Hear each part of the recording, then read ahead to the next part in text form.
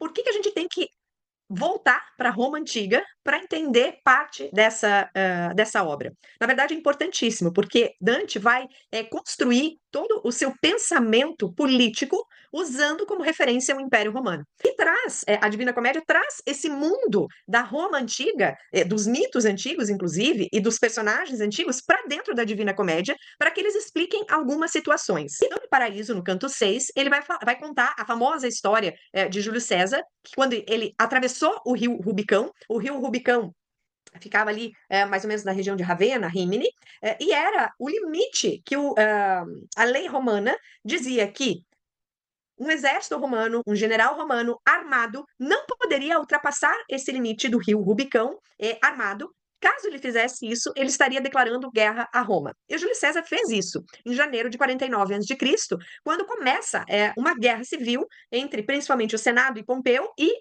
Júlio César junto com o Marco Antônio.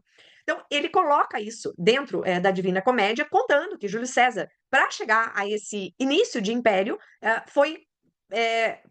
teve que entrar numa guerra civil para enfrentar aqueles que eram os inimigos. Então ele vai atravessar o rio Rubicão, e aí ele fala com César a águia. A águia, quando Dante coloca essa palavra águia, ele está se referindo ao símbolo do Império Romano, que é uma águia. Então leia-se, sempre que vocês verem águia com a letra maiúscula dentro do texto de Dante, que é o Império Romano. Então, ali ele fala que Júlio César começa esse Império Romano.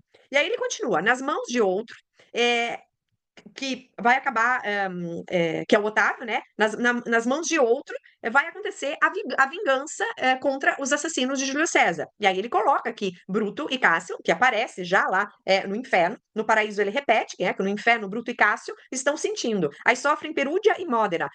Perúdia e Módena, ele faz referência a essas duas cidades onde Otávio venceu inimigos que, na verdade, são inimigos romanos. No caso, um deles é o próprio Marco Antônio, porque Otávio e Marco Antônio, em determinado momento, foram aliados e, em determinado momento, foram inimigos. Quando Marco Antônio estava, por exemplo, com Cleópatra, o Otávio foi inimigo declarado aqui de Cleópatra e, por consequência, de Marco Antônio.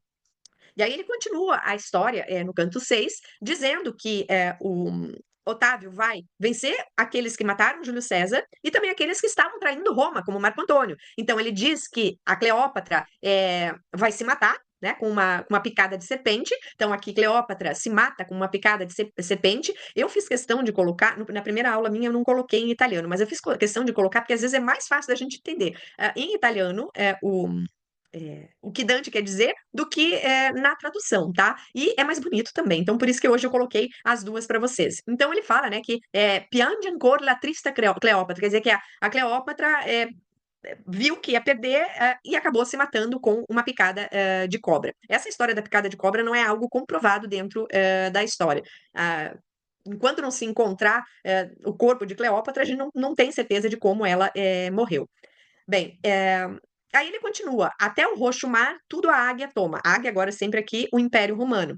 E ao mundo tão serena, a paz se inclina. Que enfim, de Jano as portas fecha Roma. O que quer dizer o que quer dizer esses três versos que são importantíssimos dentro do pensamento de Dante?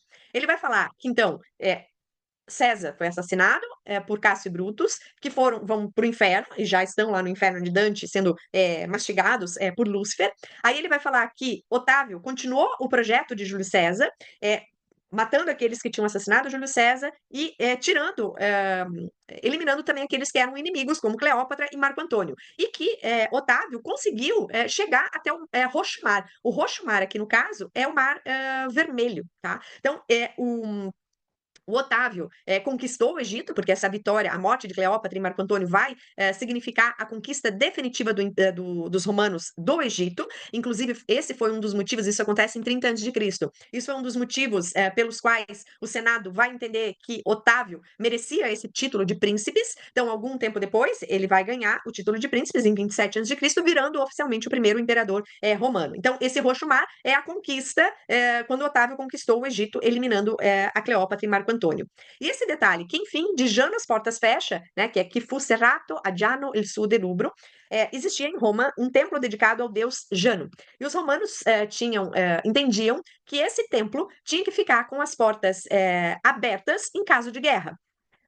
porque Jano protegia esses romanos. Então, se as portas estivessem abertas, os romanos poderiam voltar para Roma são e salvos. Quando as portas do templo estavam fechadas, significava que Roma estava em paz. Então, Dante finaliza esse verso dizendo que Augusto acabou com toda aquela sujeira que tinha acontecido com a morte do Júlio César e vai conseguir trazer finalmente a paz para Roma.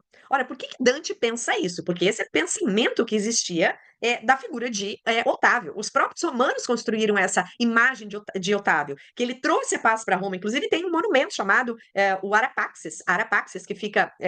Hoje ele foi colocado dentro de um museu e ao longo do rio Tibre. Esse monumento celebrava a paz que Otávio trouxe para Roma.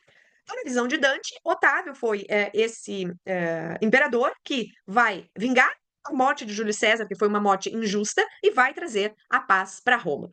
Então, como que é dividida a obra Monarquia? São 3 livros. O primeiro, ele vai falar sobre a monarquia universal, mostrando que a monarquia universal era necessária para chegar à paz. Ora, acabamos de falar que Augusto, o primeiro imperador romano, vai fechar as portas do Templo de Jano, já ali na Divina Comédia ele aparece fechando as portas de Jano, ou seja, esse imperador conseguiu trazer a paz para a humanidade. Então, a monarquia universal é necessária para que exista paz na humanidade. A unidade política é garantia de justiça e ordem. Por que ele vê que é garantia de justiça e ordem? Porque ele faz essa leitura do que era o Império Romano, principalmente aí a gente vai ver que é com o Justiniano.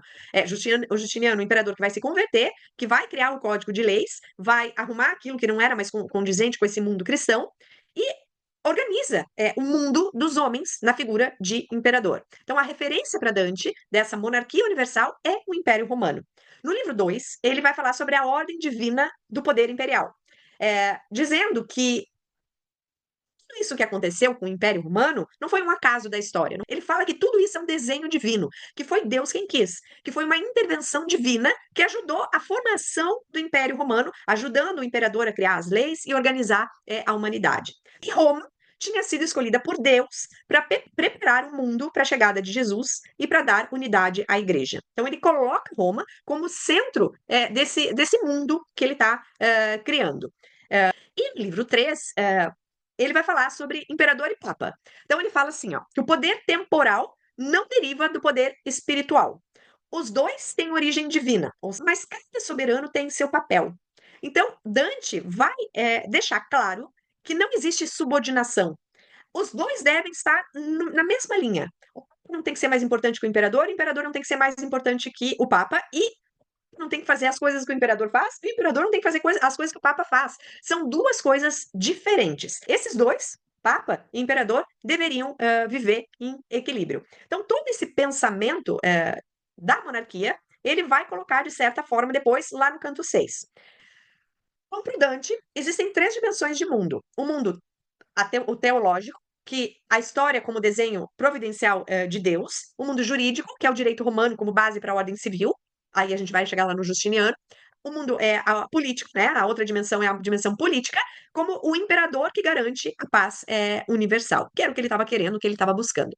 E aí, dentro disso, como ele cria esse equilíbrio, ele vai criar a teoria dos 2 sóis. Vocês vão encontrar esse termo, que ele monta toda a ideia dentro da monarquia, mas vocês vão encontrar lá no Purgatório, no canto 16, vocês vão encontrar esses versos. Bens sobre o mundo havendo derramado, tinha Roma 2 sóis, que alumiaram o caminho de Deus e do Estado. Então, o que são os 2 sóis? O sol espiritual, que é o Papa, que é o guia das almas em direção à bênção eterna, ele tem autoridade suprema na ordem da salvação, mas não na ordem do mundo terreno, como para o imperador. Então, a ordem, o sol espiritual, o Papa, ele tem que fazer a gestão dos sacramentos e da orientação moral da humanidade para ir em direção a Deus. O sol temporal é o imperador, que vai garantir a paz, a justiça e a ordem terrena. E o imperador seria o soberano absoluto da vida civil e política. E todo esse pensamento político dele vai se refletir no canto 6, mostrando essa legitimação divina do poder.